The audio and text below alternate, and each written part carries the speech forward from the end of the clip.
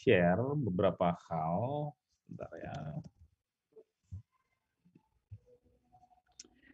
Tentang hal pertama yang mau saya share adalah minggu depan teman-teman ada kuliah umum ya. Saya share ininya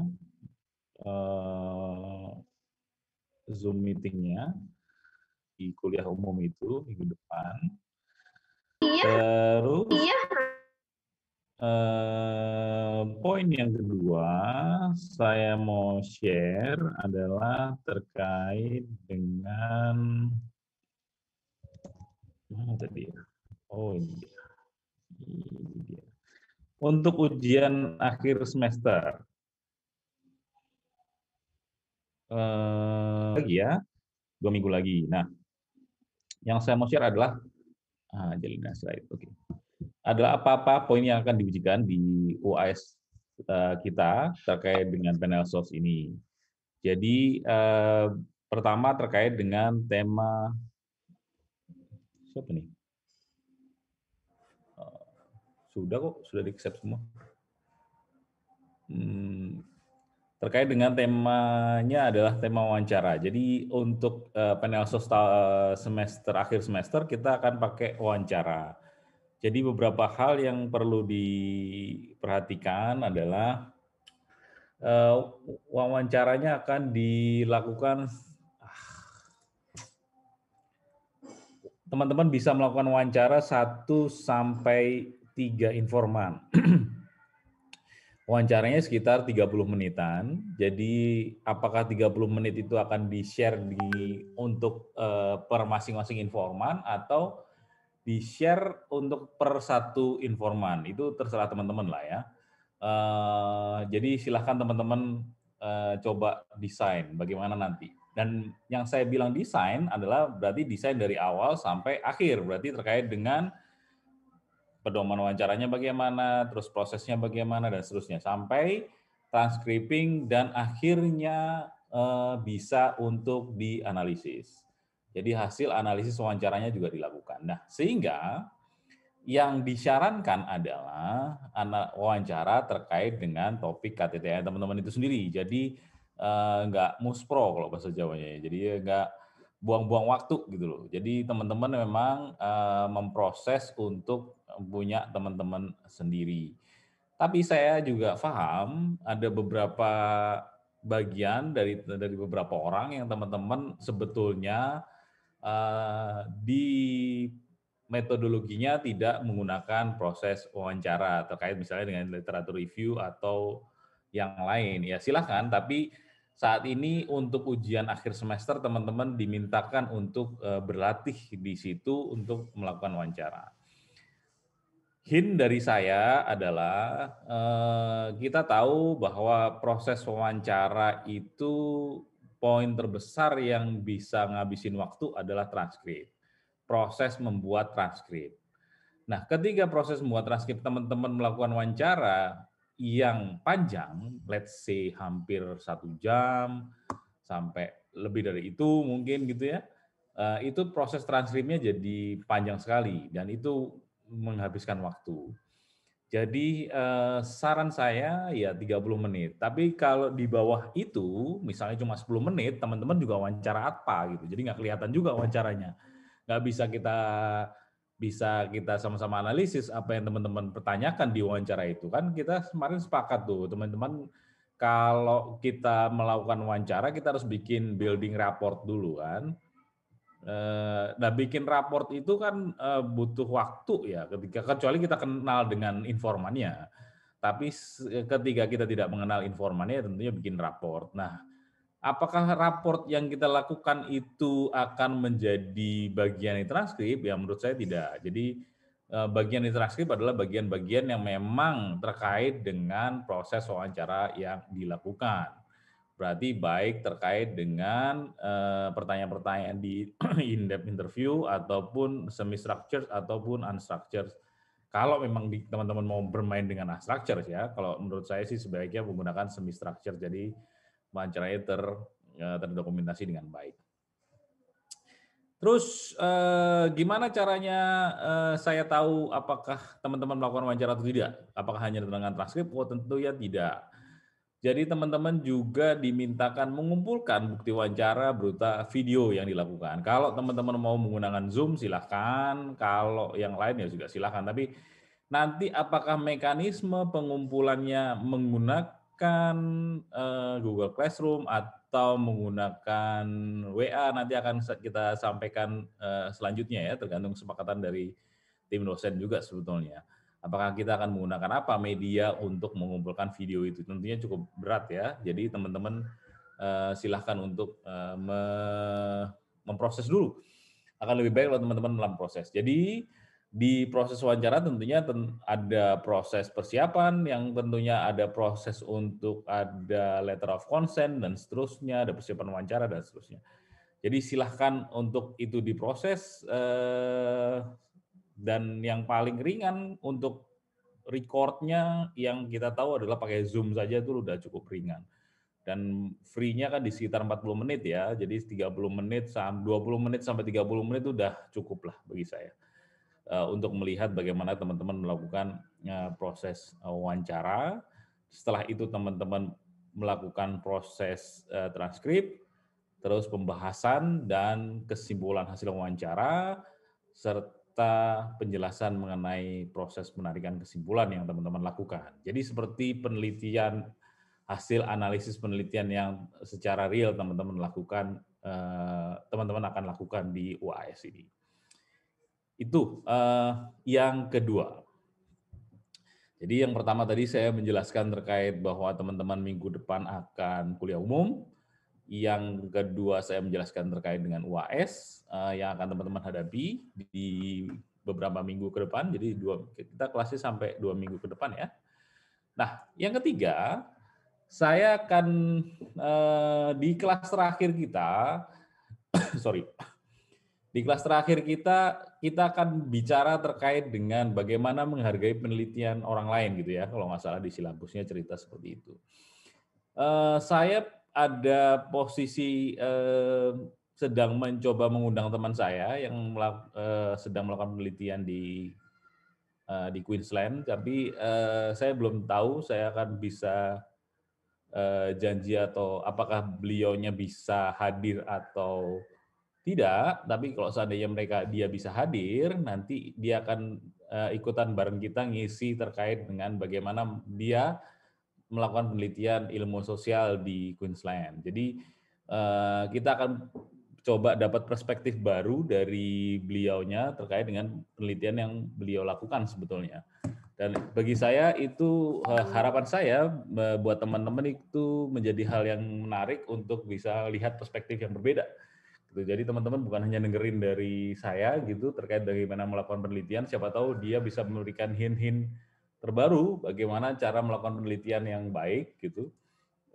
Tentunya bisa memberikan bukan batasan ya, memberikan gambaran lebih luas terkait bagaimana melakukan penelitian ataupun terkait dengan topik-topik penelitian yang bisa teman-teman lakukan.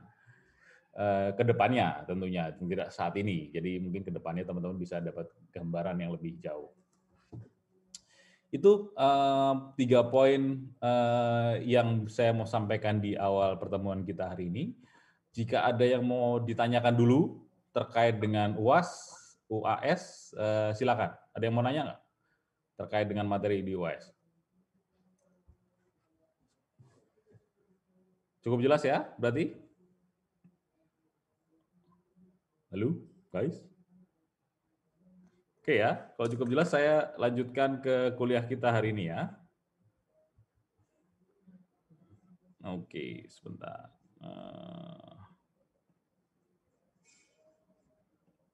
Oke. Right. Oke, hari ini kita akan bahas ini peraturan Direktur STAN Perkas 9 PKN 2020. Yang saya bahas tentunya teman-teman pasti sudah tahu juga lah ya, pasti sudah mulai baca-baca, teman-teman pasti sudah mulai tahu, memperhatikan. Jadi kita lebih baik sama-sama membaca saja apa yang ada di Per 09. Dan saya tidak akan melakukan pembahasan secara lebih detail atas semuanya gitu ya. Ya, saya akan melakukan pembahasan atas apa-apa saja yang bagi saya itu merupakan titik masalah bagi saya.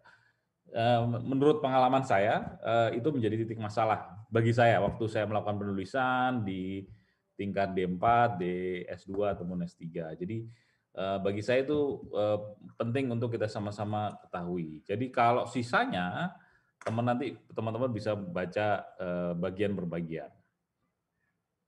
Oke, ini checkpoints yang saya coba kita sama-sama diskusikan, kita sama-sama baca, apa sih aturan yang mengatur dari Direktur STAN terkait dengan penulisan penelitian ini, karya ilmiah ini.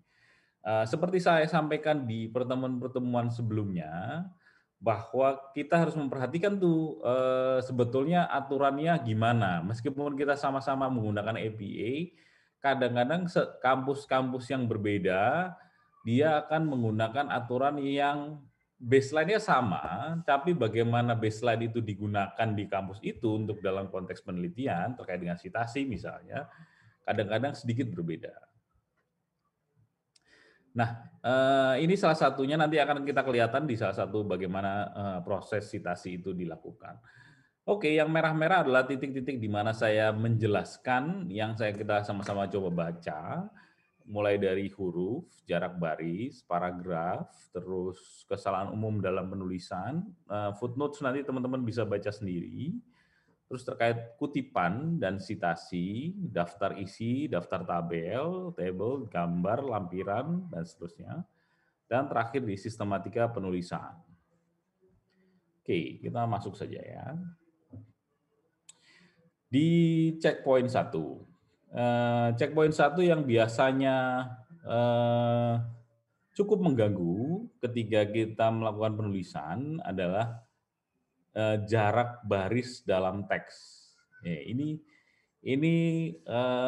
kelihatannya seperti simple, tapi kalau teman-teman melakukan ini di beberapa hal menjadi agak menyulitkan. Misalnya dalam jarak barisnya adalah kita di peraturan Direktur STAN kita menggunakan 2 spasi untuk teks normal, 1 spasi untuk kutipan langsung, lebih dari 4 baris, maupun di footnotes, di catatan kaki, maupun di daftar pustaka. Jadi 1 spasi itu ada di beberapa bagian ini, di kutipan langsung. Jadi kalau kita lihat kutipan langsung, kita langsung tahu bahwa ini adalah kutipan langsung. Dia basisnya adalah, pertamanya adalah 2 spasi.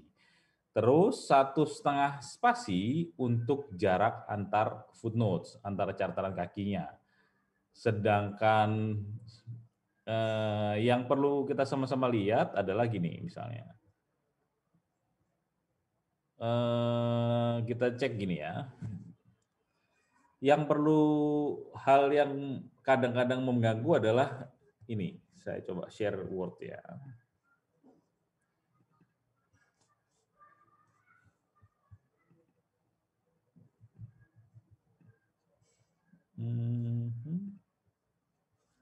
Oke, share words. Yep, here we go. Ini kan kita bermain di spacing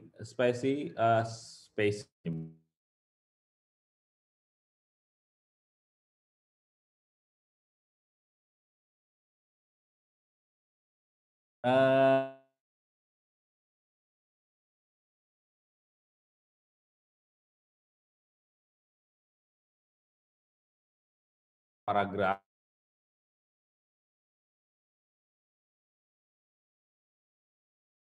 Hal ini tidak terjadi. Jadi ini harus 0 juga, sehingga spasinya adalah tetap double.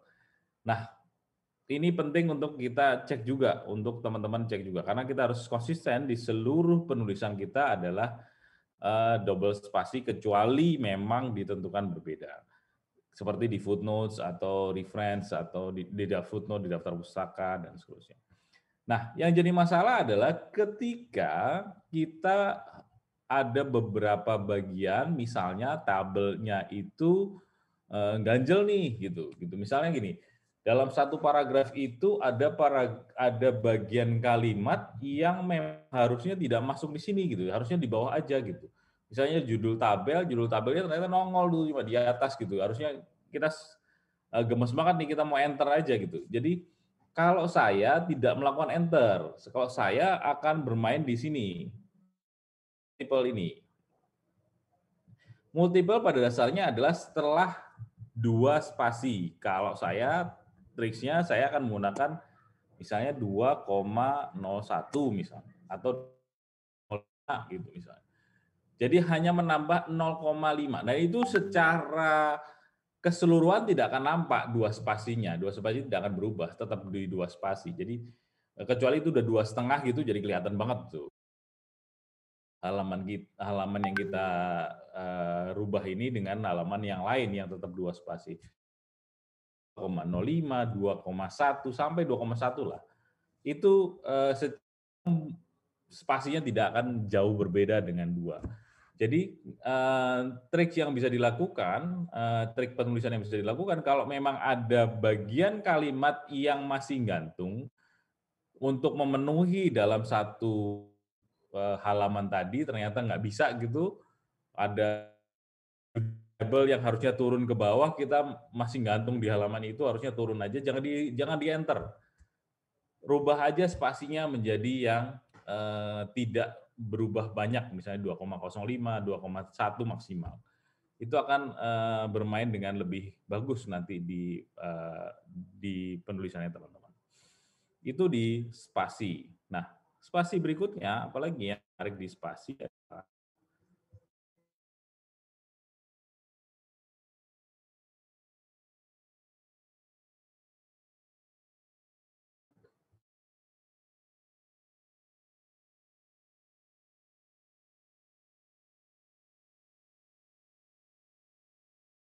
diberi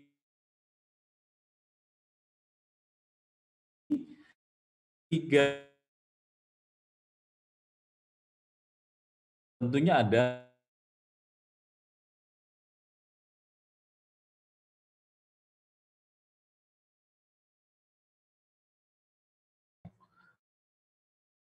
untuk dari tabel 4.1 dengan tabel 4.2 di daftar tabel harus ada jeda 1 baris kosong. Jadi 1 baris kosong ya, bukan spasi 2, tapi 1 baris kosong. Berarti spasi 1 dengan menghilang terus ada 1 baris kosong di bawahnya. Nah, itu untuk di spasi daftar isi, daftar tabel, daftar gambar tetap menggunakan 1 spasi tapi dengan pengaturan yang berbeda. Terus untuk penulisan huruf. Nah, ini yang kadang-kadang juga sering saya temui atau saya lakukan terjadi perbedaan gitu. Kadang-kadang kita nggak aware bahwa itu nggak pas, nggak konsisten. Jadi hurufnya kalau dari Stan dibilang Times New Roman 12, naskah normal menggunakan ukuran 12, tapi dengan bab dan judul bab itu ukuran 14 dengan dicetak tebal, bold gitu ya. Ini teman-teman bisa baca nih, subbab pakai 12, subbab bagian 15. Yang mau saya bahas adalah kalau di sini ketika kita copy sesuatu, misalnya kita mau ngopi kutipan langsung dari internet misalnya. Kutipan langsung kita copy dari internet masuk ke punya kita, ke Word kita. Nah, kadang-kadang yang lupa kita perhatikan selain hurufnya berbeda adalah warna hurufnya. Warna hurufnya itu kadang-kadang bukan hitamnya si Word, tapi kadang-kadang masih agak abu-abu. Sehingga ketika kita cek, ketika kita print, ketika kita cek, dia berubah hurufnya. Warna hurufnya jadi kelihatan berbeda gitu. Nah, itu biasanya kalau kita ngopi dari sumber yang berbeda. Ketika kita melakukan kutipan langsung, kita copy satu bagian, kita taruh di tempat kita sesuaikan hurufnya, tapi kita lupa menyesuaikan warna hurufnya. Jadi pastikan ketika kita mengambil bagian huruf atau font dari tempat yang lain, terutama dari internet ya, ataupun dari PDF gitu, kadang-kadang dari PDF atau kadang-kadang dari internet. Selain yang disesuaikan adalah hurufnya itu sendiri, jenis hurufnya ataupun besaran hurufnya, tapi juga warna. Yang kedua, hurufnya kadang-kadang itu kalimatnya itu terpotong. Maksudnya gini, dia itu seperti enter gitu. Jadi apa-apa satu kalimat harusnya kan nyambung keseluruhan satu kalimat tanpa titik, ternyata itu ada jedanya sehingga agak turun ke bawah gitu. Nah, itu harus pastikan kalimatnya nyambung gitu. Jadi ini yang harus ditarik ke atas gitu. Hal-hal seperti itu tuh kadang-kadang kita temui di ketika kita ngambil dari tulisan dari luar. Kalau kita tulis sendiri sih nggak ada masalah. Nah, itu yang perlu kadang-kadang teman-teman perhatikan di penulisan. Terus kalau berikutnya adalah huruf miring. Huruf miring digunakan untuk kata-kata yang belum ada padanannya dalam bahasa Indonesia dan dalam daftar pustaka untuk judul buku dan nama jurnal. Ini termasuk skripsi ya. Huruf miring terganti dengan garis bawah. Jadi kalau misalnya ada kata-kata dalam bahasa asing, pastikan itu menggunakan huruf miring. Nah, contoh yang kadang-kadang kita bingung adalah, atau kadang-kadang kita lupa bahwa ini sebetulnya adalah istilah dalam bahasa asing, contohnya adalah piloting. Kalau kita nyebutnya piloting, pasti tahu, oh itu berarti bahasa asing. Tapi kalau kita nyebutnya piloting gitu, yang sering digunakan sudah hampir menjadi bahasa Indonesia, itu menjadi, apakah ini bahasa Indonesia ya? Gitu. Karena bahasa Indonesianya bukan piloting, bahasa Indonesianya adalah uji coba. Jadi hal-hal seperti ini teman-teman harus mulai perhatikan. Apakah kata-kata yang saya gunakan merupakan kata-kata yang memang ada dalam bahasa Indonesia, atau memang kata-kata yang merupakan dari bahasa asing yang belum ada padanannya gitu. Bahasanya di sini adalah belum ada padanannya. Itu teman-teman tolong cek dan sesuaikan dengan miring tentunya.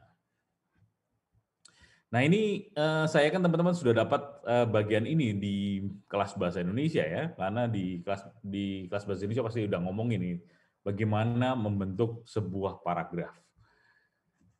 Nah, ketika paragraf dibentuk biasanya ada 4 bagian utama yang harus kita perhatikan. Yang satu, paragraf adalah hanya mengandung satu gagasan utama, unity, expansion, yaitu suatu paragraf yang utuh terdiri atas gagasan utama dan gagasan pengembang.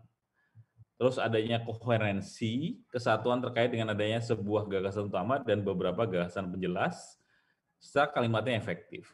Ini terlihat seperti ini ya, teori banget gitu. Jadi gimana sih caranya nulis? Kalau saya, ini hint dari saya, kalau saya ketika saya mau menulis sesuatu, ya saya tulis saja. Jadi hal yang pertama kita lakukan, kita melakukan penulisan, jangan terpaku dengan penulisan ataupun gaya penulisan atau apapun. Tulis aja dulu semua, apa yang ada di kepala kita, apa yang perlu kita tuangkan dalam penulisan itu, kita tulis saja. Itu penting kita lakukan. Tulis dulu, apa aja tulis. Yang kita mau ngomongin itu ditulis. Dan ingat, itu bukan bahasa bahasa pembicaraan gitu ya, bahasa verbal, tapi harus bahasa tulisan. Kita tulis dulu. Nah, ketika kita tulis selesai, barulah kita cek kembali tulisan kita. Apakah kalimatnya efektif? Apakah ada padanan, ada kata-kata dalam bahasa asing yang perlu kita cek untuk kita perbaiki? Ataukah paragrafnya ternyata gagasan utamanya kebanyakan gitu? Ada satu gagasan utama, ternyata ada 2 atau 3 gagasan utama dalam satu paragraf karena saking semangatnya gitu. Jadi itu kalian lakukan, teman-teman lakukan setelah teman-teman menulis. Jangan biarin teman-teman nulis sambil mikir, ini kalimatnya apa ya? Oh, ini ada gagasan utamanya yang mana ya? Nggak selesai itu. Ini kalimatnya efektif nggak? Nggak tahu itu. Jadi tulis saja dulu, selesaikan menulisnya, selesaikan ungkapkan apa yang ada di kepala, ungkapkan apa yang teman-teman pengen tulis berdasarkan apa yang teman baca, atau berdasarkan analisis yang teman-teman lakukan. Setelah itu baru teman-teman baca kembali. Nah, proses membaca kembali itu memang nggak sekali, 2 kali atau 3 kali. Nanti baru teman-teman merasa bahwa ini kalimatnya efektif. Tapi kalau teman-teman melakukan penulisan sambil mikir bahwa ini ada unity, ini perlu expansion, koherensinya ada, nggak selesai itu tulisan. Nggak selesai-selesai tulisan. Jadi stuck di situ dan merasa tulisan itu nggak selesai-selesai dari kemarin. Iya, karena kita kebanyakan mikir. Tulis aja selesai, baru dilihat kembali. Itu sering saya lakukan. Yang kedua, ketika kita merasa bahwa kita stuck, jangan coba-coba, bukan coba-coba sih, jangan sekali-sekali untuk ngambil paragraf orang, kita taruh di tempat kita, terus kita tambah-tambahin gitu. Yang agak rusuh adalah ketika kita ngambil paragraf orang, kita sebetulnya ngambil cara berpikirnya orang itu. Nah, cara berpikir orang itu, orang satu dengan orang lainnya di paragraf-paragraf yang berbeda-beda itu, nanti membuat kalimatnya loncat-loncat. Coba deh, nanti perhatikan. Gagasan utamanya akhirnya jadi hilang. Alur berpikirnya akhirnya nggak kelihatan. Yang ada adalah bagaimana cara terbaiknya menurut kadang-kadang kita mentok, kita stuck, kita nggak tahu kita harus nulis apa, cara terbaiknya itu apa? Kalau saya, ini kalau saya, hindari saya adalah, kalau kita butuh ide cara menulis loh ya, bukan ngambil tulisannya, tapi ide cara menulis, saya akan baca punya orang. Oh, orang itu cara ngungkapinnya tuh begini loh. Oh, runtutan ungkapannya begini. Nah, saya tulis sendiri di tempat saya. Saya tidak copy paste paragraf itu, tapi saya ngambil cara mengungkapkan idenya. Dan saya tulis cara itu di tempat saya dengan topik saya gitu. Itu lebih lebih enak karena apa? Dengan begitu kita nggak kehilangan gaya menulis kita gitu. Gaya menulis kita itu kelihatan itu. Kalau misalnya kita loncat-loncat, gaya menulisnya kelihatan tuh pasti. Ini ngambil dari sana, ini ngambil dari sini, sok-sok digabung-gabungin kalimatnya. Yang ini jadi kalimat pertama, ini kalimat kedua, terus nanti ngambil lagi dari paragraf yang lain, kalimat ketiga gitu. Kok tahu ya? Iya, saya dulu juga melakukan itu gitu. Terutama dalam bahasa Inggris gitu kadang-kadang. Nah, itu kalimatnya jadi berantakan sebetulnya. Nah, yang saya lakukan setelah itu adalah saya lihat, oh nggak bener kayak gini caranya. Cara terbaiknya adalah ia melihat punya orang, melihat itu artinya memperhatikan punya orang itu, misalnya siapa ya, jurnalnya orang, kita baca di paragraf itu, oh caranya dia mengungkapkan tulisannya itu begini loh caranya, mengungkapkan ceritanya itu begini. Oh kalau gitu saya contoh cara mengungkapkannya deh, tapi dengan kata-kata saya. Oh berarti saya ketik sendiri.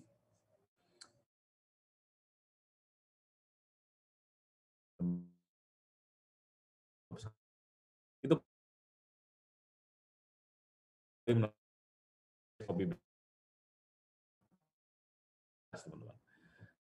Terus yang kedua, kesalahan-kesalahan umum yang banyak dalam hasil saja sama-sama. Kata penghubung sehingga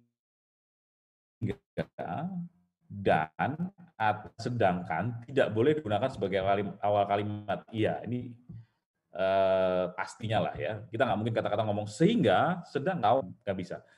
Semakin sering teman-teman menulis, semakin teman-teman menulis sendiri, nanti sense bahasanya pasti akan kelihatan gitu. Sense bahasanya pasti akan kena sendiri.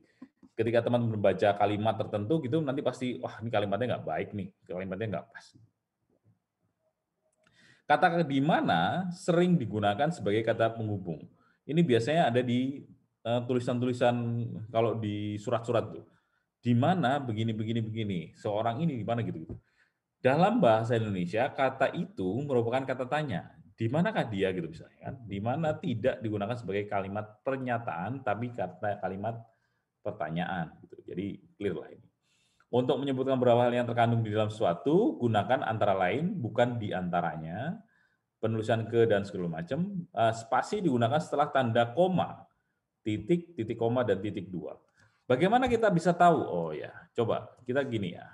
Saya coba share begini. Ini di Word. Ini yang saya lakukan ketika saya ngecek tulisan ya. Let's say gini.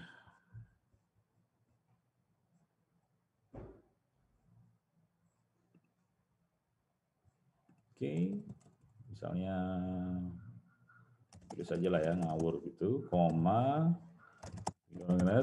titik, titik, dan seterusnya gitu ya. Oke, terus bagaimana saya ngelihat setiap kalimatnya itu? Saya menggunakan ini, saya nggak tahu ini namanya apa. Ini loh, yang di atas ini, titik ini. Ketiga, tadi dibilang, setelah koma ada satu spasi. Tadi disebut begitu ya. Tadi setelah koma ada satu spasi. Ada spasi. Nih. Kalau kita menggunakan ini, kita kan belum ini kita klik ya di Word. Jadi kelihatan, oh ada spasi nih. Kalau ada 2 spasi begini. Ada 3 spasi begini. Jadi kita bisa langsung buang. Titik, nah ini nggak ada spasi nih setelah titik. Harusnya kan titik spasi. Nah ini berarti. Spasi loh. Oh ini ada spasi. Oh setelah kalimat ada spasi. Setelah kalimat. Dan ini digunakan untuk seluruhnya.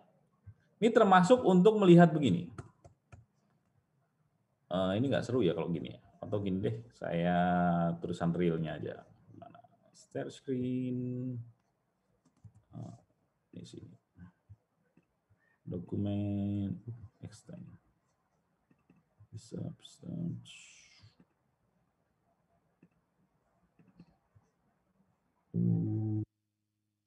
Chapter. Bentar ya, saya cek ini.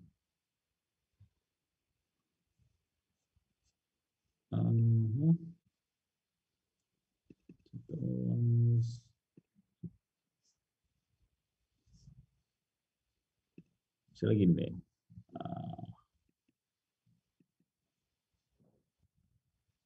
Oke. Share screen. Oke. Ini ya, misal gini. Oh, ini PDF. Salah. Bentar, sorry. Sorry. PDF ini dia. Mana yang doc ya? Enggak ada sih. Dok.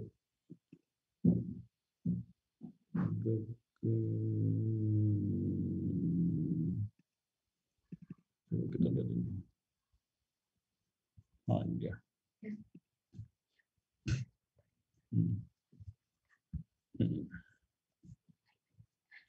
Oke, nah ini dia.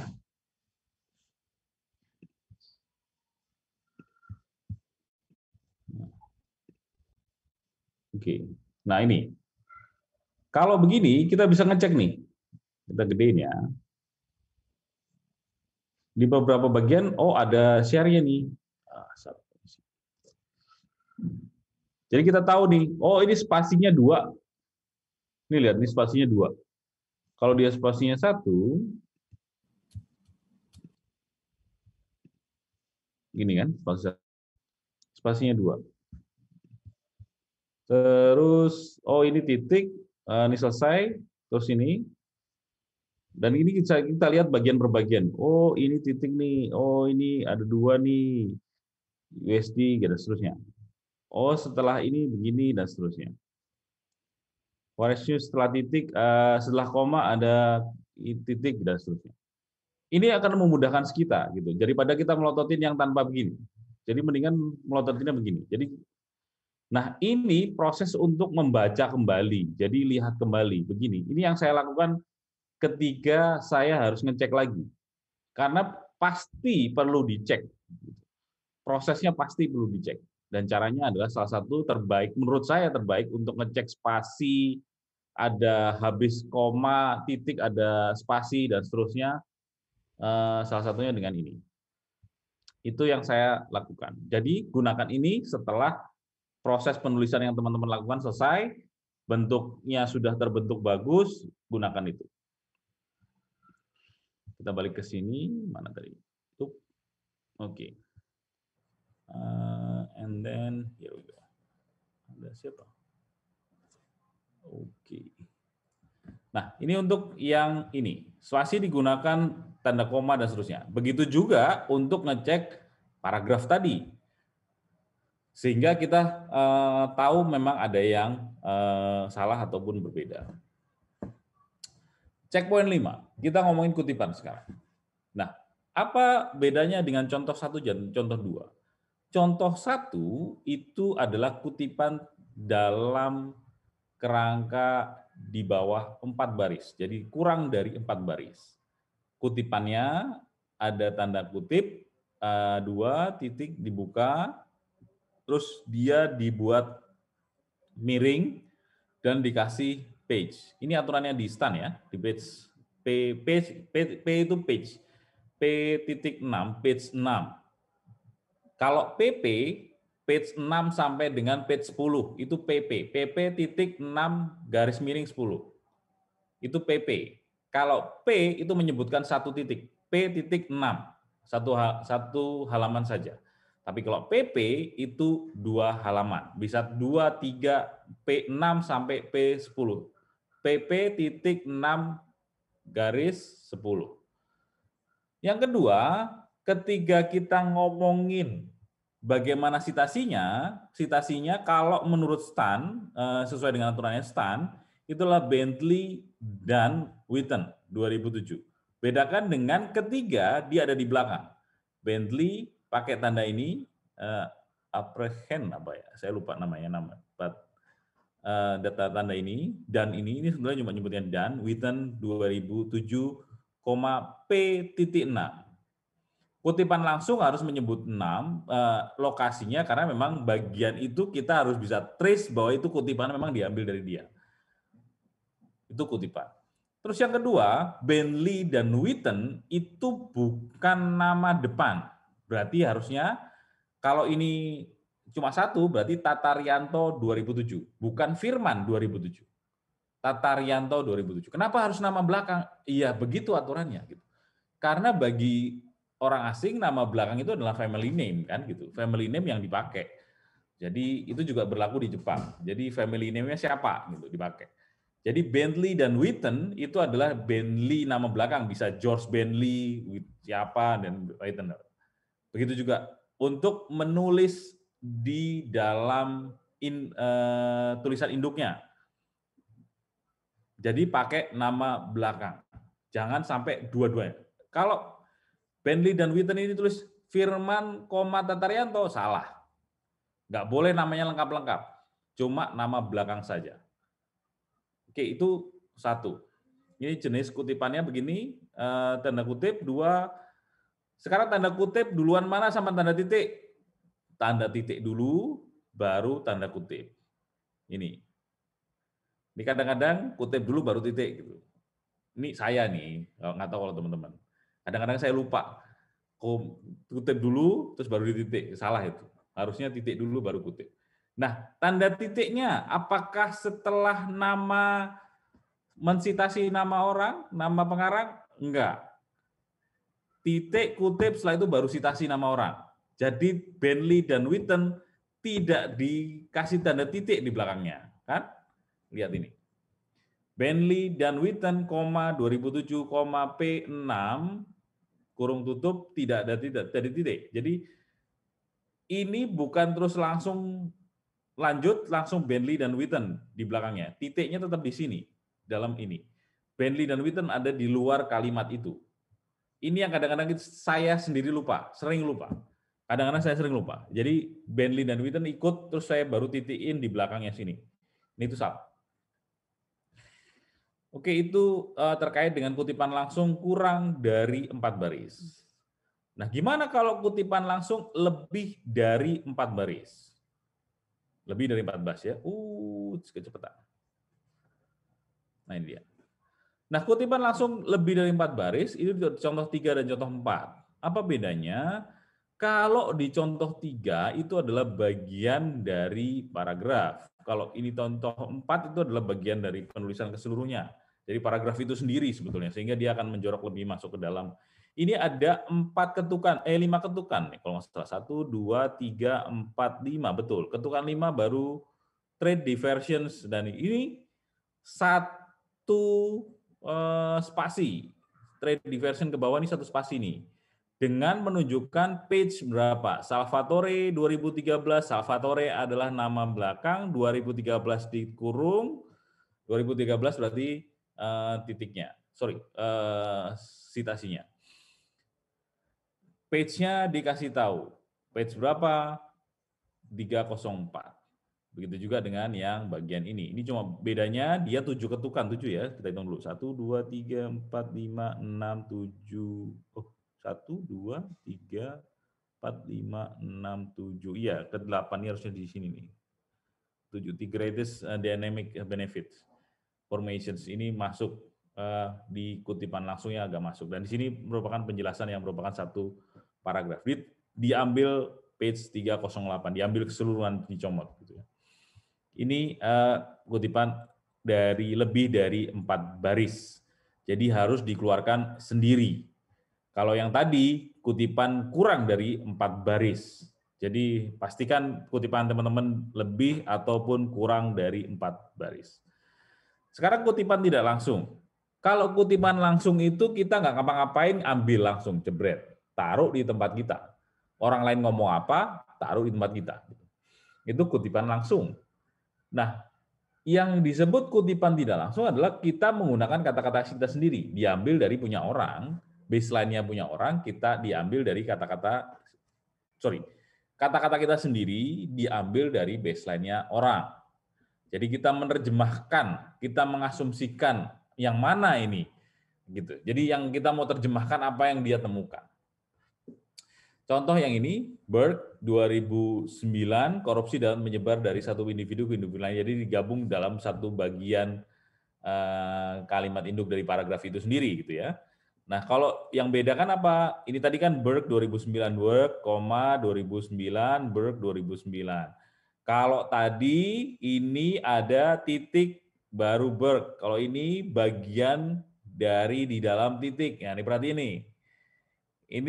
Ini kenapa saya sering lupa? Kalau kutipan langsung nggak begini. Kutipan langsung titik di sini, Berg-nya 2009. Kalau ini titiknya di sini. Jadi Berg-nya masuk ke kalimatnya dia.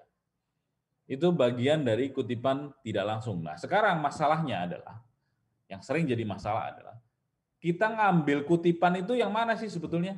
Gitu. Apakah kita kutipan orang nulis terkait dengan misalnya, ada orang meneliti di KPP Pratama mana ya? KPP Pratama Malang gitu ya. Orang meneliti KPP Pratama Malang.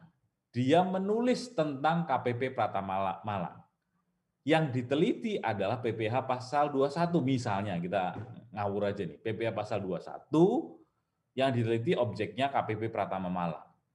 Terus kutipan kita adalah kita mengutip informasi tentang KPP Pratama Malang dari orang yang menulis tentang KPP Pratama Malang yang topiknya PPH pasal 21. Lah aneh gitu. Ngapain kita harus ngambil dari sini? Kalau kita mau tentang KPP Pratama Malang, yang kita kutip adalah dalil laporan dari KPP Pratama Malang. KPP Pratama Malang punya laporan tentang dia, bagaimana dia, lokasi kantornya di mana. Kita kutip dari sana. Kita bukan mengutip dari orang yang melakukan penelitian di KPP Pratama Malang gitu. Itu agak aneh gitu. Kutipannya jadi lebih aneh gitu. Jadi yang kita kutip itu harusnya adalah sesuatu yang memang diteliti orang itu. Sehingga kutipan itu seperti memperkaya penelitian kita gitu.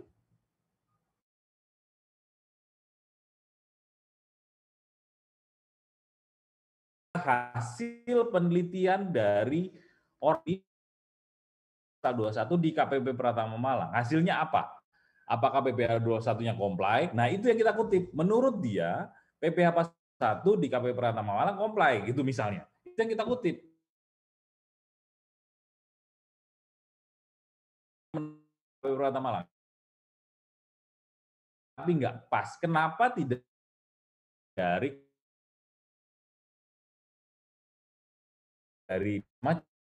nah itu yang kita ambil jangan serta merta gitu misalnya. Jadi ada bagian-bagian yang memang harusnya kita kutip dari sumber yang memang benar. Oke, itu tentang kutipan. Ini terjadi dengan tulisan saya sendiri gitu. Saya dikutip sama orang yang dikutip bukan tentang apa yang saya temukan gitu. Jadi saya bingung sendiri, ini ngapain dikutip? Salah juga. Ya sudahlah, terserah dia deh. Yang ngutip dia. Oke, itu tentang kutipan. Jadi tadi kutipan langsung, kutipan tidak langsung. Sekarang di kutipan tidak langsung kita pastikan adalah bagian yang memang diterjemahkan dari tulisannya orang itu gitu. Jadi dengan kata-kata kita sendiri. Itu yang pertama kutipan tidak langsung. Next. Nah, sekarang bagaimana cara menulis citasi dan daftar pustaka? Ini yang serunya sebetulnya. Citasi dalam naskah, ini artinya di dalam konteks naskahnya ya, dalam penulisannya. The Lottery, buku tanpa pengarang, ini berarti The Lottery 1732 ini buku-buku lama gitu, jadi nyebutkan aja bukunya opo, dari buku apa gitu. Buku dengan satu pengarang, Bahasa Lama 1994, ini namanya Pak Anies Bahasa Lama kan ya, jadi yang nyebutnya Bahasa Lama. Bahasa Lama, A.S. 1994. Kalau di dalam Bahasa Lama 994 menyebutkan titik-titik, kalau di belakang ini. Ingat, yang ini adalah kutipan tidak langsung. Kalau kutipan langsung titiknya ada di sini. Bahasa Lama, A.S. Kalau saya, Tarianto, F. 1994. Ini pastikan ini. Ini nyebelin. Kadang-kadang A.S. titiknya di belakang. Tidak, setiap bagian dari kata ini menjadi bagian dari huruf ini ada titiknya gitu. Kalau dia 3 huruf ya Bahasa Lama A.S. 1994 titik. Audit sampling theory. Stand from the past. Berarti yang dimiringin apa? Yang dimiringin adalah yang merupakan judul buku. Kalau buku. Bedanya dengan yang jurnal, yang miring, yang italik adalah nama jurnalnya. Bukan publisher ya, nama jurnalnya, bukan publikasinya. Terus yang kedua, apa yang sering salah gitu? Yang sering saya lakukan salahnya. Saya sukanya bikin bukan kalimat. Ini kalau kata per kata, ini kan kalimat nih, audit sampling, S-nya kecil karena bukan kalimat. Titik 2 baru teorinya besar lagi, teori dan aplikasi. Kalau saya seringnya kadang-kadang saya nulisnya audit, S-nya ikut besar, sampling. Titik 2 teori. Ini kalimat ini bukan bagian dari bukan kalimat. Lihat. Begitu juga dengan auditing dan assurance service integrated approach. Lagi-lagi, ini perhatikan, yang besarnya adalah karena habis titik, tentunya yang besarnya auditing and assurance dan seterusnya. Jadi ini adalah merupakan, adalah merupakan kalimat, bagian dari kalimat. Jadi nggak usah digedein setiap hurufnya, setiap kata yang huruf depannya itu nggak usah digedein. Gitu. Itu yang saya sering salah. Jadi ini auditing, sampling, titik 2 teori. Yang biasanya saya salah adalah auditing A besar, sampling S besar, titik 2 teori, dan A besar lagi aplikasi. Seharusnya nggak begitu. Karena ini bukan dari, karena ini bagian dari kalimat. Stand Prodi Pers. Kalau misalnya 2 pengarang, nah ini dia. Subramanyam dan Wild 2008. Dan ini. Dan yang satu ditulis dan, yang satu dannya ditulis ini. Huruf ini, lambang ini. Terus gimana nulisnya? Subramanyam kita harus sepakati tadi bahwa ini nama belakang, berarti nama depannya K dan R ini. Koma, K titik, R titik, koma. Ini 2 nih, ini yang nyebelin. Titik koma. Titik koma untuk menunjukkan apa? Bahwa namanya sudah selesai. Subramanyam, K titik, R titik. Nah ini nama panjangnya ini. Kayak Firman Tatarianto, F titik, koma. Berarti nama saya sudah selesai. Dan Wild, J titik, J titik. Baru 2008, titik. Nggak usah dikasih koma lagi di sini. 2008 titik. Financial Analysis edisi ke-10, McGraw-Hill Education. McGraw-Hill adalah publisher-nya. Ini publisher-nya. Nah, yang jadi caveat adalah kalau kita pakai 3 pengarang. Nah, ini kemarin ada di beberapa tulisannya teman-teman nih. Begitu 3 pengarang, ditulis semua. Enggak. Pengarang kalau di dalam itu pakai et al. Ini et al. Et al. Arens et al. Et al harus miring. Et al 2.2006. Kalau di belakang Arens et al titik koma 2006. Kalau yang ini koma juga kan, Subramanyam dan White koma. Nah, titik ini sama dengan ini, titik. Jadi Subramanyam ini gede ini ya, nggak bisa ya. Oh, nggak bisa gede. Arens et al titik 2006, Arens et al titik koma 2006 dalam kurung titik. Nah, ketika di belakang, gimana posisinya? Ini. Arens koma titik dijelaskan semua, titik koma, Elders RJ, titik koma, dan Beasley titik 2006. Pearson International Editions. Ini buku dengan 3 sampai 20 orang pengarang. Kalau lebih dari 20 saya tidak usah jelasin karena ya kemungkinan tidak ada lah. Kemungkinan, tapi kalau ada nanti silakan teman-teman cek sendiri di peraturan Perkos 9 ini. Ini yang sering terjadi, saya sering melupakan titik komanya ini saya sering lupa. Atau titiknya saya lupa kalau et al. Terus yang kedua saya sering lupa titik dan koma. Ketiga saya ganti nama. Subramanyam, K titik, R titik, koma, ini saya sering lupa komanya. Biasanya langsung dan. Nah ini yang teman-teman harus perhatikan sekali di daftar pustaka. Teman-teman mungkin mikir, wah buat apa saya capek-capek begitu. Nah, tapi ketika teman-teman nanti publikasi, teman-teman melakukan penulisan karya ilmiah, hal sedetail ini akan dilihat. Kenapa dilihat? Karena orang, si reviewer atau penguji, kalau teman-teman dosen penguji, tentunya dia akan mikir kalau hal yang sudah clear saja, teman-teman nggak perhatikan, apalagi isinya. Lah kalau isi ini aja salah, berarti isinya lebih ngawur lagi dong. Isinya saya nggak bisa nguji.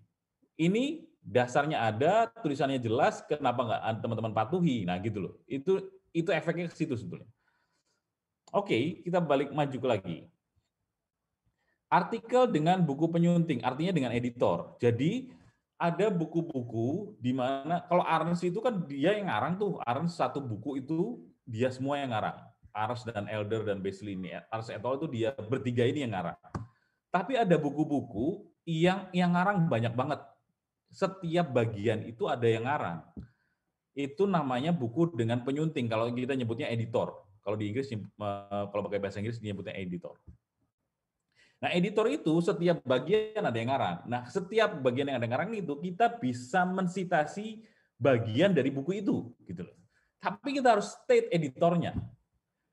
Ini seperti di bagian ini. Artikel dalam buku dengan penyunting. Misalnya, bab 2, ini yang ngarang Tatarianto. Editornya yang ngarang Kirun misalnya. Kirun ini editornya. Kita harus ngomong, Tatarianto menulis dari Tatarianto yang di dalam buku yang dieditori oleh Kirun. Nah ini yang bahasanya. Nah ini makanya disebut gini, Spicer dan Levi itu Tatariantonya, orang yang nulis naskah itu. Sehingga nyebutnya adalah ketika di daftar pustaka, kita nyebutnya Spicer A. Levi 2012, Critical Theories and Organizational Change, ini adalah tulisan saya dalam, nah ini Kirunnya, editornya namanya Kirun gitu ya, dalam di M. Bojo B, J. Hazard penyunting. Lihat, namanya editor nggak ngikutin nama belakang. Ini lihat nih, namanya editor tidak ngikutin nama belakang duluan. Nama editor ngikutin Firman Tatarianto. Namanya editor. Nih, dalam DM Bojo, kalau dia nama belakang duluan dia adalah Boje, DM Boje, D titik M titik. Enggak nih, ternyata dia menggunakan nama duluan, nama pertama baru nama family. Ini rules-nya si Stan ya. Dalam kurung, siapa yang orang ini? Penyunting, berarti editornya. Jadi tulisan critical theories ini ada dalam buku yang diedit, yang disunting oleh Boje dan Hazard. Dengan judul apa? The Routledge Companion to Organization. Jadi yang buku adalah yang ini. Yang buku induknya adalah yang ini. Ini adalah tulisan dalam buku ini. Sehingga yang harus italic adalah yang bukunya, which is ini, the organization, the Routledge Companion ini. Di bagian mana tulisan ini? Halaman 276 sampai 290. PP titik 276 290 adalah menyebutkan tulisannya si critical theories ini dalam buku ini. Itu cara membaca daftar pustakanya ini. Jadi kalau teman-teman menemukan buku di daftar pustaka, buku yang memang ditulis, yang dieditori oleh orang, teman-teman nulisnya berbeda.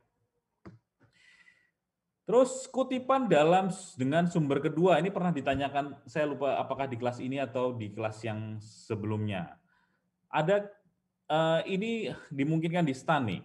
Jadi kalau di Stan, dia dimungkinkan begini, Keynes 1931 dikutip dari DeLong, Olney, dan 2006.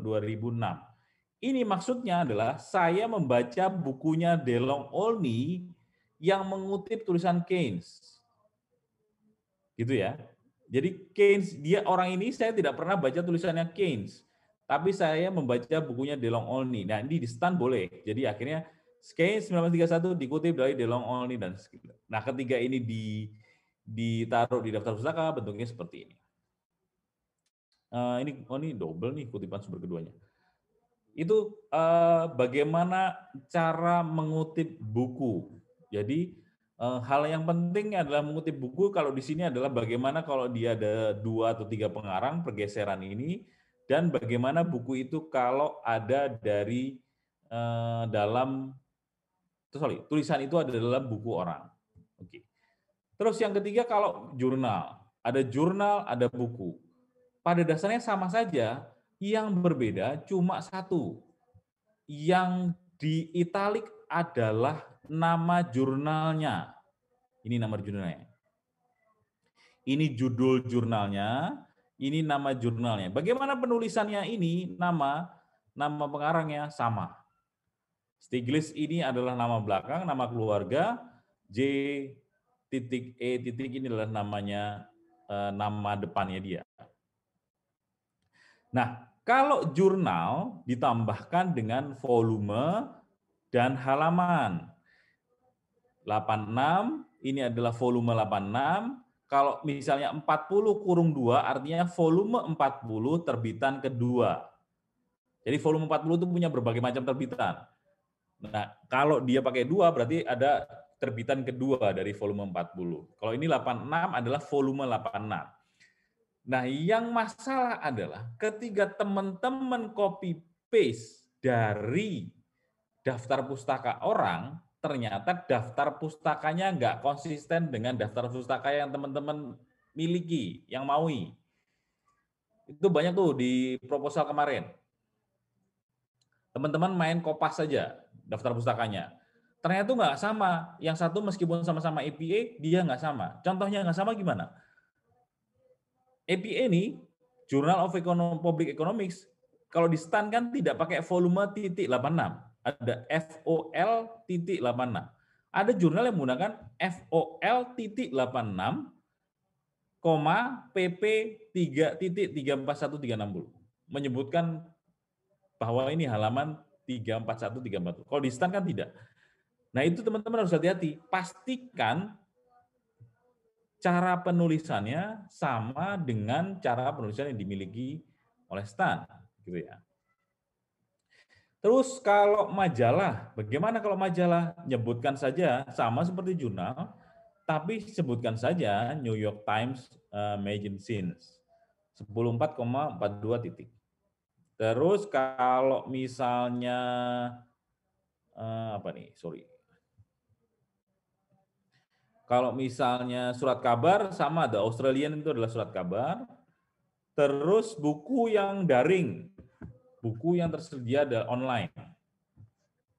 Gimana caranya? Ya ini cuma pakai diambil dari mana? HTTPS ini adalah alamat diambil dari mana buku itu. Tambahannya sama aja sih. Karena dia buku langsung ini harusnya miring nih. Ini salah nih. Head Psychology in Nursing Practice ini harusnya miring karena dia merupakan judul buku Sage Publications yang bukan. Kalau dia jurnal yang miring adalah American Journal of Sociology-nya miring, source-nya ada disebut juga. Dari mana gitu ya. Terus kalau ini sering dilakukan teman-teman juga nih. Kalau citasi dari Kementerian Keuangan, kalau misalnya ngambil apa namanya ya, struktur organisasi misalnya, tapi situsnya berubah gitu, maksudnya situsnya bisa berubah-berubah gitu ya. Ini pakai Kementerian Keuangan Republik Indonesia .ndn.d. struktur organisasi, diakses kapan, tanggal ini. Kenapa? Karena kita yakin dia ada kemungkinan berubah gitu ya. Ini checkpoint 7 dari lanjutan di jurnalnya. Oke. Nah, sekarang di Per 09 sayangnya tidak ada contoh penulisan terkait dengan undang-undang, peraturan pemerintah, undang-undang, nggak ada tuh. Padahal di EPA ada. Nah, saya ngambil dari EPA. Yang versi 7-nya ya, sesuai dengan yang Per 09 kan menyebutkan dia baseline-nya adalah EPA 7 editions-nya. Nah, saya ambil dari 7 editions. Contohnya diambil dari punyanya Queensland, penulisannya University of Queensland. Ini University of Queensland. Saya ngambil yang versi Indonesia yang ini. Nah, jadi ini berbagai macam. Nah, kalau kita lihat dari sini dulu ya. Kalau X sama Bill, bedanya X itu dari undang-undang ya, sudah diterbitkan oleh DPR jadi X. Kalau Bill itu bentuknya adalah aturan pemerintah, peraturan pemerintah. Nah, kalau menurut MPA versi 7, edisi 7, itu adalah nama undang-undangnya dulu. Terus 2000, so title of Act, tahunnya berapa, baru menyebutkan nama undang-undangnya apa. Ini begitu. Kalau di sini kan posisinya adalah di Australia sudah semuanya pakai online ya, jadi langsung nyebutkan online di mana. Kalau kita nyebutkan aja nama undang-undangnya. Nah, contohnya seperti ini. Undang-Undang Indonesia, Republik Indonesia nomor 20 tahun 2003, Sistem Pendidikan Nasional, Lembaga Negara, nomor berapa, Jakarta, dan seterusnya. Jadi seperti yang sudah saya sampaikan sebelumnya, kita menggunakan nama undang-undang di depan, bukan nama pemerintah Indonesia di depan. Pemerintah Indonesia, nanti kebanyakan pemerintah Indonesia gitu. Tapi ini juga ada yang berbeda. Misalnya di UI. UI itu saya lihat ada beberapa citasi dari milik UI, itu nyebutnya pemerintah Indonesia, sekian, sekian, sekian.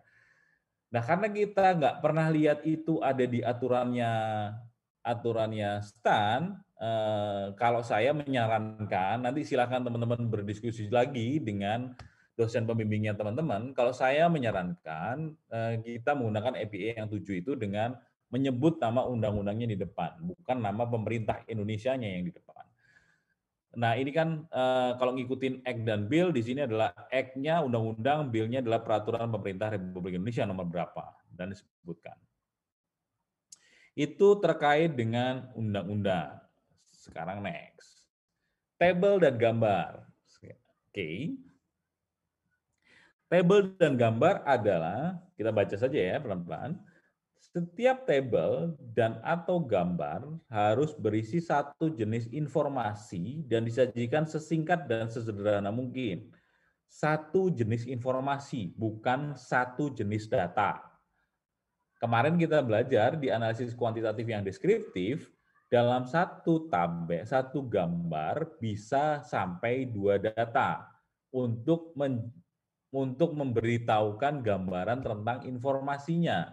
Yang kemarin diperbandingkan adalah gambar Gini koefisien, data Gini koefisien dengan tingkat kemiskinan di minggu lalu.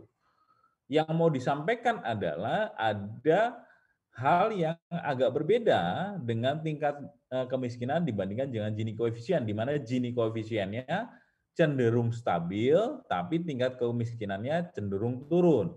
Harusnya Gini koefisien akan bergerak bersamaan dengan tingkat kemiskinan, sehingga terjadi anomalinya di sana. Nah, itu yang informasi yang disampaikan di tabel itu. Tapi datanya dua. Jadi bukan dalam satu, bukan informasinya tetap satu, informasinya terkait kemiskinan. Nah, itu yang harus teman-teman pastikan.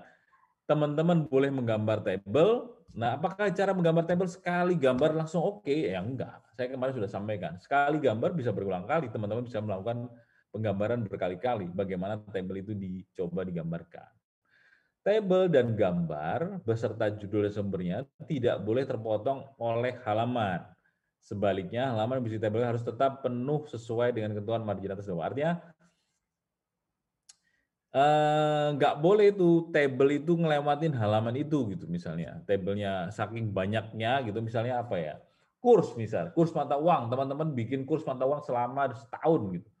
Isinya di bodinya itu tabel semua atas kurs mata uang. Kalau kayak gitu pindahin semua ke lampiran. Tabel itu harus yang ada cukup spesifik ada di halaman itu saja gitu. Tabel atau gambar beserta judul sebenarnya tidak boleh mengisi lebih dari 75% halaman. Ya, ini nggak bisa segede-gede itu, hampir seluruhnya. Nah, aturan yang dari STAN ini tidak sama dengan kampus yang lain yang seperti saya sampaikan tadi.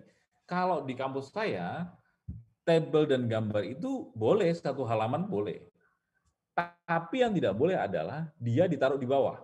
Kata-kata dulu, baru tabel. Itu nggak boleh. Tabel harus selalu di atas, baru kata-kata.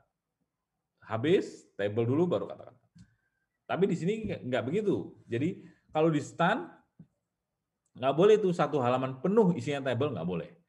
75% halaman maksimal ya dalam memiliki. Dan itu ini yang salah satu ciri-ciri yang teman-teman harus perhatikan di setiap penulisan. Ini hanya berlaku untuk saat ini di STAN. Jadi nanti kalau teman-teman keluar sekolah lagi misalnya di UI atau di mana gitu, teman-teman perhatikan syaratnya UI, syaratnya apa gitu di luar. Terus tabel dan gambar diletakkan tepat setelah paragraf uraiannya. Jadi jangan sampai loncatnya kejauhan. Terus di refer, pastikan tuh di refer. Jadi jangan sampai tabel itu tabel berdiri sendirian. Itu nggak benar itu. Coba kita lihat ya, next-nya. Nanti kalau salah penjelasannya ada deh. Oh ya, ini dia. Dalam naskah, penyebutan penunjukan tabel dan gambar menggunakan angka, misalnya 4.1, 212. Nah, ini juga salah satu yang membedakan dengan kampus lain, sejauh yang saya tahu ya. Kalau di kampus saya gambar ini ada di bawah, sedangkan tabel ada di atas. Jadi gambar sekian-sekian tuh di bawah, tabel sekian-sekian di atas. Yang kedua, kalau bisa gambar ini nggak pernah berdiri sendiri. Artinya jangan sampai teman-teman gambar tabel tapi nggak pernah disebutkan satupun ceritanya di dalam paragraf induk itu. Jadi teman-teman cuma ngasih gambar kurva, sudah ditaruh aja gambar itu kurva, jreng. Nggak usah dijelasin, enggak, biar kelihatan keren aja seolah-olah ada kurva gitu. Nggak boleh kayak gitu. Itu nggak bunyi kurvanya. Teman-teman harus naruh kurva dengan penjelas yang ada di situ. Jadi teman-teman juga harus menjelaskan kurva ini tentang apa, misalnya seperti ini. Kurva ini ngomongin apa sih? Yang kurva lever ini terkait dengan pembayaran utang. Nyebutkan apa? Teman-teman menulis gambar 4.1 menjelaskan tentang A, B, C, D, E, F, G gitu. Menjelaskan seperti itu. Ide itu kenapa ada tabel dan gambar. Nah, gambar itu pun, tapi tabel dan gambar itu pun, yang seperti saya jelaskan minggu lalu, tidak boleh, bukan tidak boleh, sebaiknya tidak menjelaskan hal-hal yang sudah ada di tabel itu. misalnya kayak kemarin Gini koefisiennya disebutkan jelas di tabel itu. Ngapain disebut lagi Gini koefisien tahun 2013 sekian, tahun 2014 sekian, nggak ada gunanya. Gini koefisien di situ harus disimpulkan berapa dan kenapa, siapa, gitu-gitu. Itu yang harusnya disampaikan. Oke, next-nya adalah dengan jarak 2 spasi nanti teman-teman bisa melakukan 2 spasi. Mengolah tabel dari sumber lain harus disebutkan sumbernya, tapi diolah dari. Jadi seperti ini sumbernya mana dan diolah dari. Kalau kita kerjain sendiri berarti diolah dari penulisnya, diolah oleh penulis. Oke, itu next. Oke, kita masuk ke berikutnya di sistematika penulisan. Ini ada di bagian awal nih, halaman judul, persetujuan, lulus ujian, dan seterusnya. Ini nggak penting banget sih, nanti teman-teman bisa lihat sendiri. Nah, yang saya mau cek adalah ini. Sistematika penulisan yang di bagian intinya. Yang di bagian intinya itu ada 4 bagian, bab 1 pendahuluan, uraian latar belakang, rumusan masalah, tujuan, ruang lingkup, manfaat penulisan dalam subbab tersendiri di dalam bab 1 pendahuluan. Landasan teori menjelaskan teori-teori yang ada dibahas sebelumnya. Pastikan ini teori-teori yang dibahas sebelumnya, sehingga teman-teman bisa membentuk research question yang kuat dan bisa diuji. Bab 3, metode pembahasan, metode pengumpulan data, objek penelitian, pembahasan hasil. Nah, tadi saya sampaikan, kalau mau quote gambaran objek penelitian nih jangan dari penelitiannya orang terus dimasukin lagi ke sini. Ambillah dari memang si objek itu penelitian punya tulisan, misalnya dari laporan tahunan dan seterusnya. Bab 4 menunjukkan simpulan yang ditarik daripada bab sebelumnya. Jumlah katanya yang penting ini adalah 3.000 sampai 15.000 kata, sedikit tuh, nggak terlalu banyak-banyak banget. 3.000 sampai 15.000 kata untuk yang bagian utama dari KTTA-nya teman-teman. Terus bagian akhir deh, penutupan daftar pustaka, referensi, lampiran, kuesioner, dan pedoman wawancara. Jadi kuesioner juga teman-teman sebaiknya lampirkan. Kalau memang menggunakan kuesioner, teman-teman juga bisa melampirkan yang interviewnya, daftar pertanyaan. Kalau teman-teman menggunakan semi-structure, interviewnya. Jadi teman-teman, atau kalau teman-teman menggunakan content analysis, teman-teman bisa menggunakan variabel-variabel yang digunakan, pop-up-nya apa, teman-teman bisa taruh di sini. Termasuk surat riset dan riwayat hidup penulis. Ini saya nggak pernah nih nulis surat hidup penulis, tapi it's okay. Keren juga nih taruh riwayat hidup penulis. Oke, nah kita sekarang contoh ya. Dari contoh 1 ini, apa yang bermasalah? Ini. Pinem, Afrizal, dan Saputra, tiga-tiganya. Harusnya kita nulisnya gimana? Pinem, at all, titik, koma, 2020. Oke. Terus ini, keefektifan dalam menyelesaikan suatu kita, terus keefektifan ini kenapa harus di huruf besarkan semua? Terus ini, e-government. E-government bahasa asing, bahasa Indonesia, kenapa harus pakai tanda kutip 2? Harusnya berarti tinggal miring, italic ya. Terus next. Nah, ini apa yang salah nih dari daftar pustaka ini? Apa yang bermasalah dari daftar pustaka ini? Analisis sidang sengketa itu, Pak. Kenapa? Yang analisis sidang sengketa pajak itu harusnya kalimat yang tadi, huruf. Oh iya, betul. Betul, analisis sidang sengketa. Tapi yang bisa kelihatan lagi apa? Ini, jarak antara spasinya berapa? 1. Ini kan seperti ini di bawah. Jadi 1. Antar bagian antar bagian daftar pustaka ada 100 spasi kosong yang seperti yang bawah. Ini langsung. Jadi terus dia menjorok ke dalam. Khoiri, titik, L titik, H titik udah sama, udah betul, dan Rahayu, N titik 2020 betul. Jurnal ilmiah betul, 290. Nah, sekarang pertanyaannya apakah dia punya halaman? Kalau dia nggak punya halaman ya berarti tetap 290. Tapi cara menulisannya tentunya menjorok ke dalam. Pemerintah Indonesia sudah benar. Salah. Nah, kalau yang bawah, masalahnya apa? Hirkuto ini masalahnya apa? Efektivitas penerapan aplikasi Bupot, kantor pelayanan pajak OPJ besar 1. Ini apa? Apakah ini buku? Apakah ini jurnal? Apakah ini apa? Nggak jelas. Kalau dia miring, berarti asumsinya buku. Kalau buku, publishernya mana? Kok nggak ada? Publikasinya oleh siapa publishernya? Ini harusnya ada publishernya.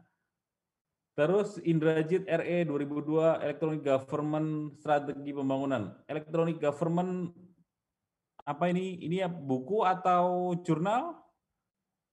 Model ini?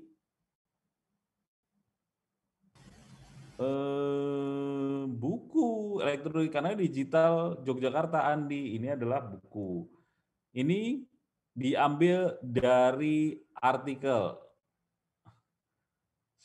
Mana tadi? Enggak kelihatan. Nah ini diambil dari artikel elektronik. Nah sekarang yang ini. Ini nomor 6. Apa yang salah dari nomor 6?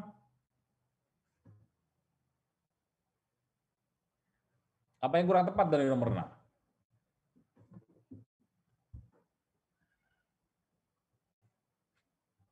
Halo guys? Penulisan kutipan ya Pak? Penulisan kutipan. Kenapa penulisan kutipannya? Harusnya pakai ketentuan yang lebih dari 4. Harusnya pakai lebih dari 4, karena ini ada posisinya adalah lebih dari 4. 1, 2, 3, 4. Ini, dan ini juga nggak pas nih. Nah ini kutipannya dari mana? Nggak clear. Dia cuma langsung nyebut artikel The VCLT saja. Dari mana nih artikel VCLT ini apa? Ini nggak dijelaskan. Oke, nomor 7. Apa yang salah dari nomor 7?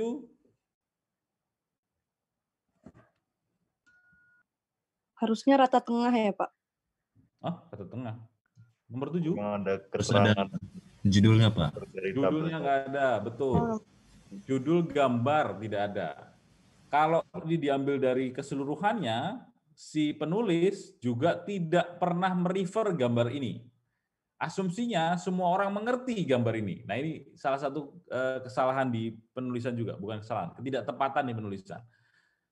Kita merasa bahwa penjelasan kita pasti orang mengerti bahwa kita menjelaskan gambar yang kita tampilkan. Sama seperti yang penulis lakukan ini. Ini real nih penulisannya. Nah, padahal saya sebagai pembaca, saya nggak pernah ngerti maksudnya. Ini tulisannya tentang apa? Ini gambar ini di-refer di mana? Saya nggak pernah tahu. Nah, ini yang harusnya dilakukan. Makanya setiap kali kita punya gambar, pastikan kita menulis nomor gambar atau judul gambar atau judul tabel, dan masukkan judul gambar dan judul tabel tersebut, bukan masukkan, refer nomor gambar itu ke dalam penulisan yang kita lakukan. Sehingga orang tahu bahwa, oh ini merefer ke gambar ini loh, ini merefer ke gambar itu loh, gitu. Oke, terus ini terakhir. Apa yang perlu kita perbaiki dari contoh ini?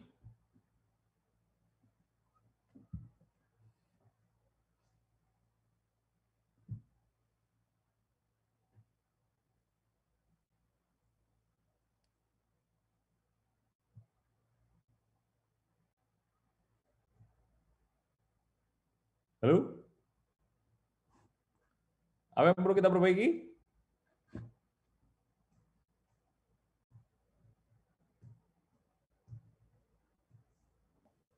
Sudah benar gambar tulisannya?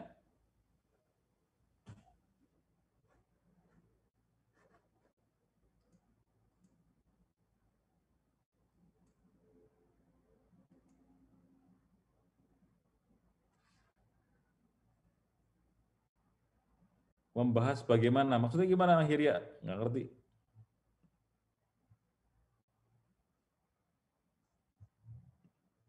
Apa yang bisa kita berbagi? Apakah seluruh kalimatnya beliau ini efektif? Kalimat si penulis efektif? PMK-nya Pak mungkin diulang-ulang ya Pak. Betul. Salah satunya. PMK-nya diulang-ulang. Ruwet. Jadi orang awam membaca ini ngomongin apa ini? PMK 39 diulang lagi, PMK 317. Dan kelihatan di depan mata nih dalam kalimat yang bertumpuk-tumpuk tentang PMK sekian. Sehingga kelihatan di depan mata kita pengen menunjukkan bahwa ini terkait dengan PMK tersebut, tapi ternyata kita tidak mampu membuat hal ini menjadi lebih simpel dari itu. Gitu. Ini salah satu yang kelihatan di depan mata. Untuk lebih detailnya nanti teman-teman bisa cek lagi lebih detail. And that's all. Oke, ada pertanyaan sampai sini, teman-teman?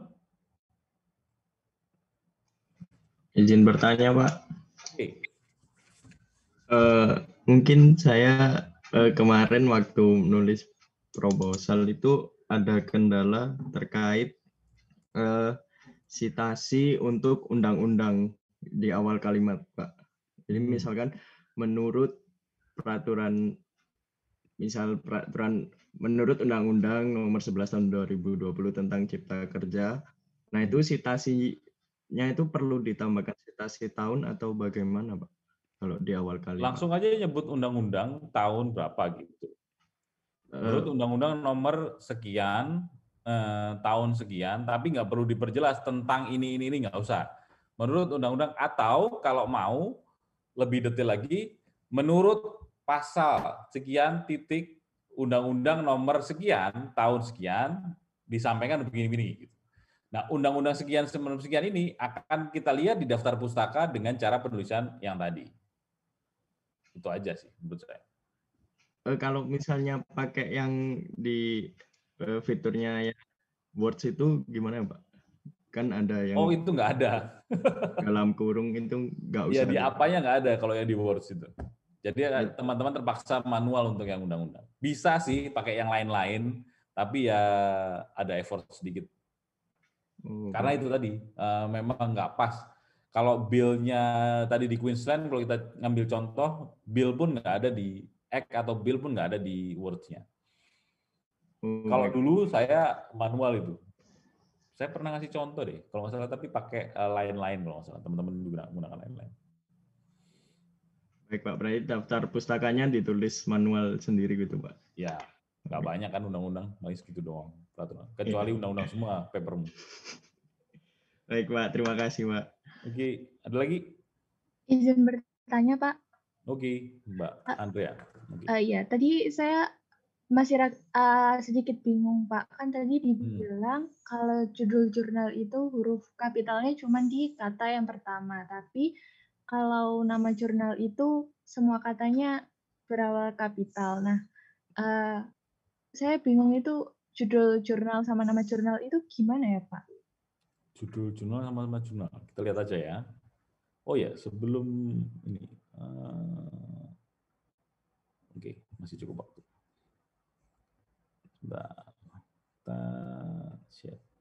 Ini dia. Ini kan?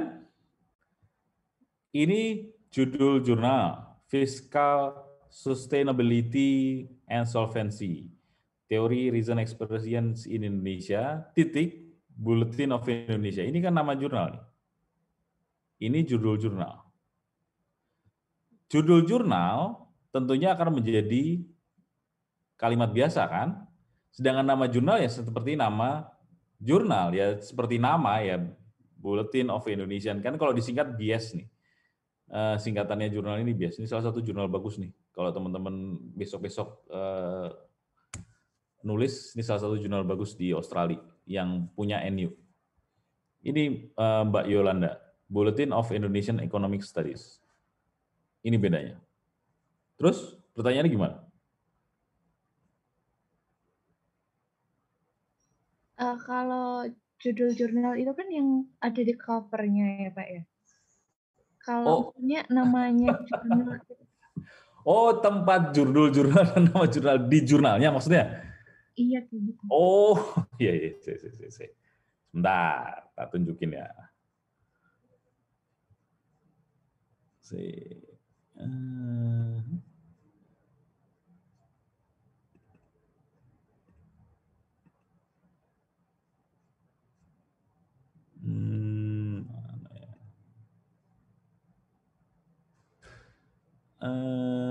Jurnal environmental text.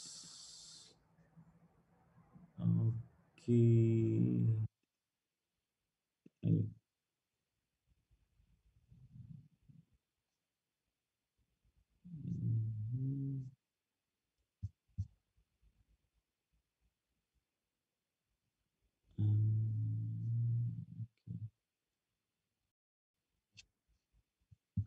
Sebentar, saya carikan yang ada namanya ya.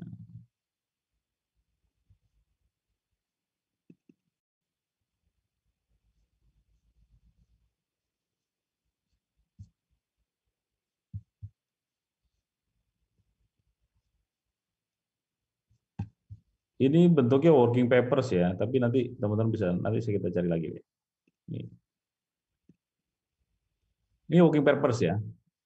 Externality, correcting text and regulation ini judul jurnal. Nah ini karena kita terbiasa langsung copy paste, termasuk saya sih, copy paste ini judulnya lah nanti tentunya tidak menjadi kalimat. Nah nama jurnalnya IFS working papernya ini punyanya World Bank. Oh, bukan ya, ISSC, Economic Social Research, ya ini dia. Nah ini biasanya memang di depan ini. Nah kalau mau yang lebih gampang, kita bisa menggunakan ini.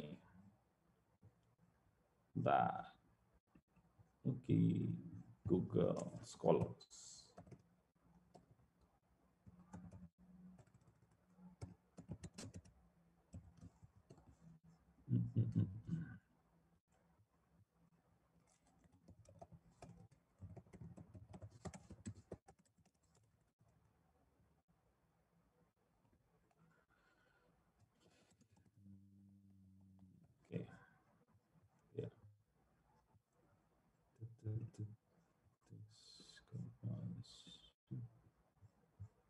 Oke, nah ini dia. Ini kelihatan nih, judul jurnal Tax Compliance, jurnalnya Journal of Economic Literature. Economic ini jurnalnya apa nih? Tapi ResearchGate ini harus dicek lagi nih. Close and Bernie ini ResearchGate itu sama seperti Google Scholars. Dia cuma menunjukkan versinya dari si pengarang. Terus kalau ini jurnalnya ada di Public Administrations and Public Policy. ALM ini orang mainstream, orang yang sering, orang utama, peneliti utama yang sering menulis tentang tax compliance. James ALM nih. Ini kalau tulisannya James ALM selalu bagus. Terus kalau National Tax Journal, NTJ ini, National Tax Journal, ini salah satu jurnal terkait dengan hukum pajak yang biasanya bagus-bagus nih, National Tax Journal. Meskipun tahunnya tua, dia biasanya bagus terkait dengan hukum pajak ya. Kalau teman-teman suka dengan hukum pajak, ini larinya ke sini. Di JS Store ini biasa lah.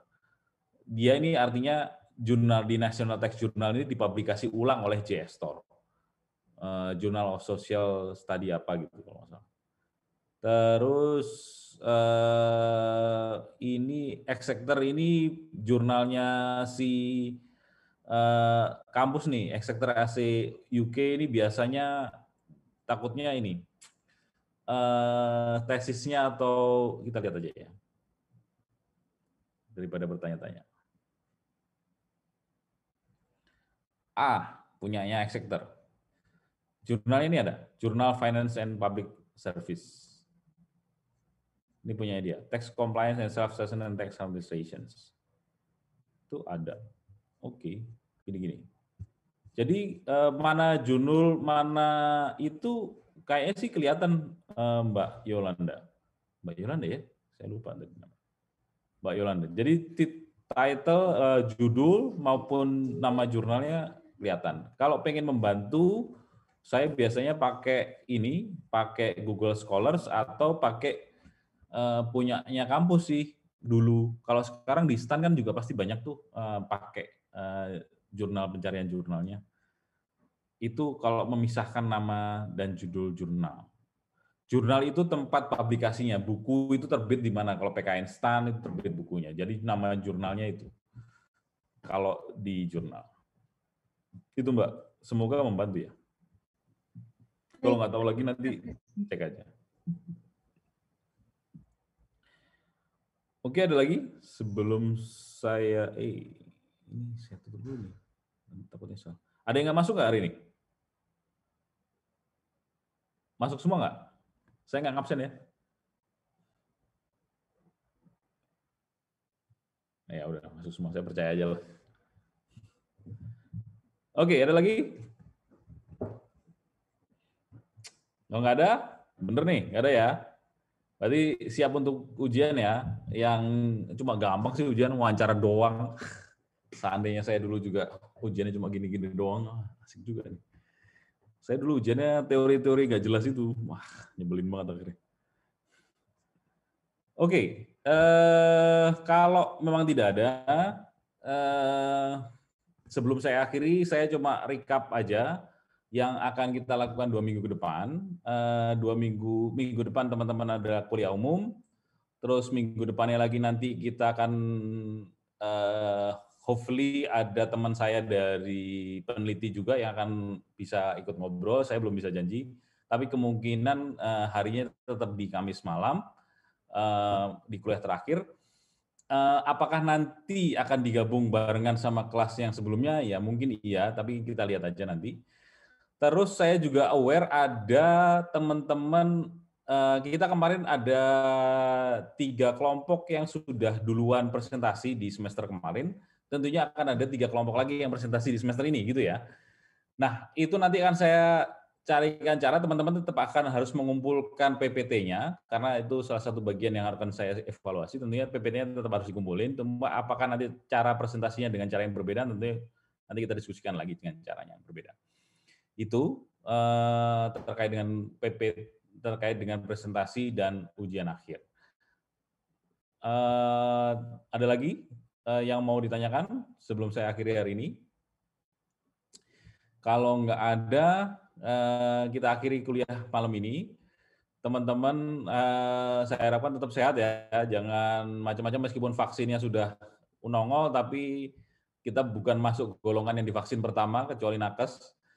Kita bukan nakes, kita cuma bagian dari orang yang dibantuin sama nakes. Jadi kalau pergi ya pakai masker, nggak usah macam-macam, nggak usah kayak yang selebritis. Saya baru lihat tuh, selebritis habis divaksin langsung nggak pakai masker. Wah, hebat banget deh, luar biasa kayaknya. Lebih jago dari yang lain gitu. Tapi oke lah, itu sebaiknya teman-teman jangan melakukan itu. Oke, itu aja. Terima kasih semua atas kehadirannya. Assalamualaikum warahmatullahi wabarakatuh. Selamat malam, sampai ketemu lagi minggu depan. Minggu depannya lagi nih. Waalaikumsalam. Selamat, Mbak. Terima kasih, Mbak. Terima kasih, Pak. Terima kasih, Mbak. Malam.